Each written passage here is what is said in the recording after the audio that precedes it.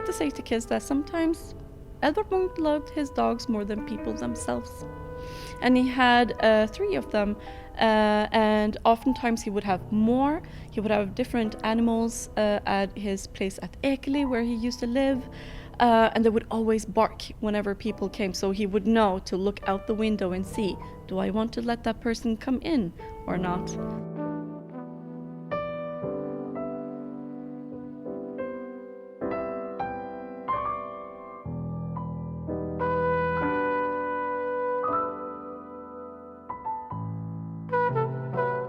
Things that people don't know about Edvard Munch is, one, he was actually quite funny. He was a funny guy, and we like to see him as an observant or melancholy person, but he was quite funny. He would observe and then, bah, something funny would come out. On the other hand, he also had a temper. And we know that because from the time he was like 20, he would end up in bar fights and have a falling out when he was out with his buddies in Christiania, which is the name of old Oslo. And then when he got older, he also had firearms. Not one, but more. And yeah, there are some paintings of Edvard Munch actually shooting at one of his, should I say, friend called Ludvig Karsten.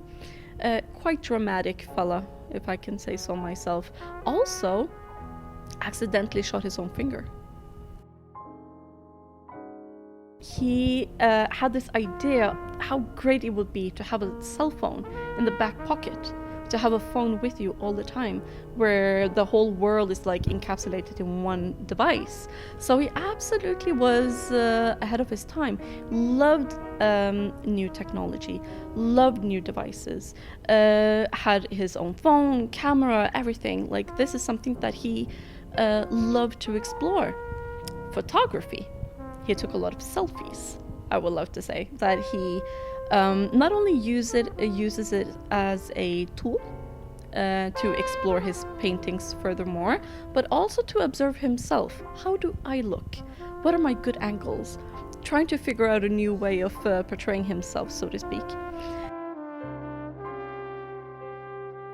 Welcome to this exhibition where we go into the home and the brain of Edvard Munch, as he used to say. Welcome. So in this exhibition we have a lot of items that we have received from Edvard Munch's home itself. We have paintings from his old home, remnants from the past, and also even the chair that his own sister died in. Edvard Munch, born 1863 and died 1944. That's a long life of 80 years. I want you guys to notice what we have over here. So Edvard Munch, he had something called rheumatic fevers when he was a child, bronchitis, and he also dealt with a lot of pain and troubles with his lungs. And so Edvard Munch would deal with this throughout his life. Actually, he died from pneumonia when he was 80, actually. But here we see Edvard Munch's different devices that he used to relieve that pain that he felt. And Edvard Munch said that there were 2 things that followed him from his grave. And one thing was mental illness, but then you had the physical illness, right?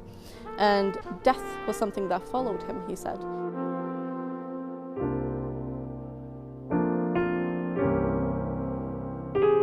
Is it a theory that Edvard Munch actually didn't care about his artwork, or was he just very lazy? I mean, these paintings are huge, aren't they? These are the biggest paintings that we have here that are painted by Edvard Munch himself, and they're so huge that it must have been very difficult to take care of them. And so Edvard Munch, he would paint outside. This is during the time when he was back in Norway. So Edvard Munch, he spent 20 years abroad. That's a very long time. After the union of Norway and Sweden was dissolved, Edvard Munch comes back to Norway, and he looks for a place to live. And so he paints a lot. And when he finally settles down, he paints these huge paintings for the University of Oslo, because they have a competition to have one of their Norwegian artists decorate their aula. Edvard Munch is one of those artists. And, well, might have been difficult. So we have bird shits, wax. We have many different paintings that have been exposed to horrible conditions. But if he did that on purpose or not, we don't know.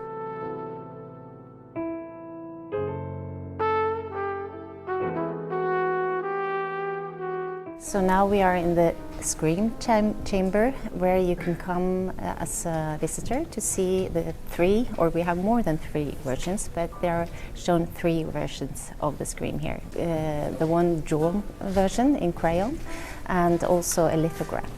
And it's only one of the versions shown at a time, and this is because we need to control the light exposure. Two different versions of the scream were stolen, and the first robbery was from the National Gallery when their painting their version was stolen. And then in 2004, this version, the painted version of the scream of the Munch Museum, was stolen. And it happened in an armed robbery on a Sunday, luckily, because it was not so many at work that day, and the museum had just opened, so there were not too many visitors either. And it was quite dramatic, because it was, you know, the thieves were actually threatening the visitors with a gun.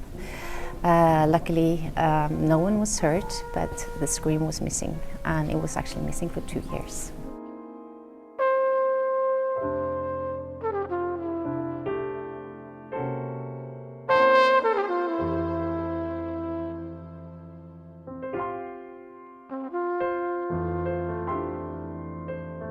It was very evident that the screen was damaged when it was returned to the museum after those 2 years. And it had both mechanical damages to the paint layers and to the cardboard, to the support.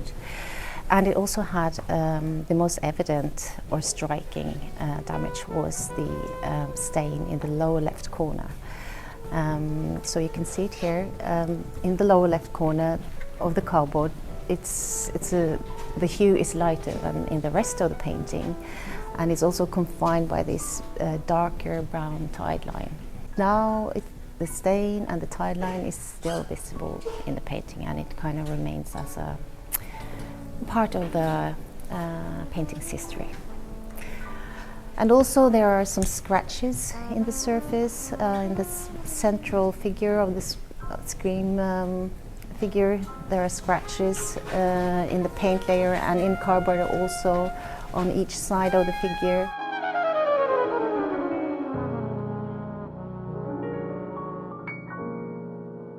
Just straight after the robbery, the thieves broke the glass, probably to make their flight easier. It was less heavy. So when the glass was broken, it's most likely that the scratches that it caused the scratches and also left some particles of glass inside the cardboard.